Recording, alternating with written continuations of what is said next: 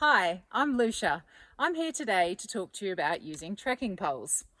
I'm going to be going through the importance of them, the benefits of them, and then the techniques to use them correctly to get the most out of them. Using poles can be fantastic for helping you with your posture. When you're going uphill or downhill, we all have a tendency to perhaps slouch over a little bit.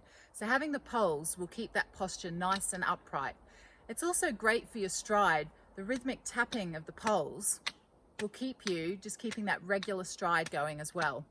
Can also be great if you're coming back from injury in just providing a little bit of support, a bit like a crutch, and just giving you that support so that you're able to get started back into your running or hiking sooner. There are many benefits to using poles. I guess the main ones would be that you're actually increasing your efficiency by 10%.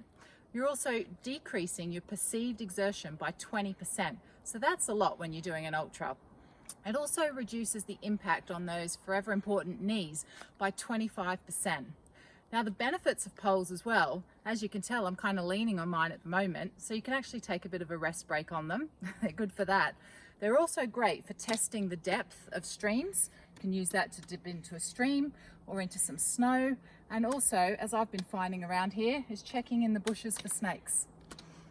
As part of the technique of using poles, you first need to make sure that you've got the right size pole. If it's too tall or too short, it's going to be ineffective. So the ideal height for poles should be, when you're standing on level ground, that your arms are pretty much at right angles. Slightly up or below is okay, but a nice steady pace so you can feel that right there, right angles in the elbows, and it's nice and strong. The other thing is the poles come with a strap. They're labelled right and left so you can get this right. And you put your hand through the strap and then it just sits onto the pole such as so. Now this is so you don't actually need to have a death grip on the pole. You don't even need to grip it at all because it's just hanging there in that basket. There's two techniques to using the poles that I'm going to show you today, and these can be used when you're walking or you're running. The technique stays the same, it's just at a different pace. So the first one is having your opposite arm to opposite foot, and that's meeting the ground at the same time so that you're walking and your pole is touching the ground where your foot is also touching the ground. So the pole's not in front of your foot or behind it, it's going directly where your foot lands. The second technique I'm going to show you is using a double arm pull. So this you might use when you're going up a really steep hill, or it might be that you've got some big steps or big rocks that you need to overcome. So the idea of this is that you're putting the poles directly in front of you and you're using that weight to leverage yourself up, so using your shoulders to pull you up. Now when you're using the techniques, you might end up using a couple of different methods as you're going through your trail run, because the trails are all different terrain. So you might run, you might hike, it might be single arm, it might be double arm, whatever works for you at the time. You might find during your trail run that there's a flat section and that you want to put your poles away for a little while. Now they're collapsible and they're light, so you can just carry them in your hand, such as so.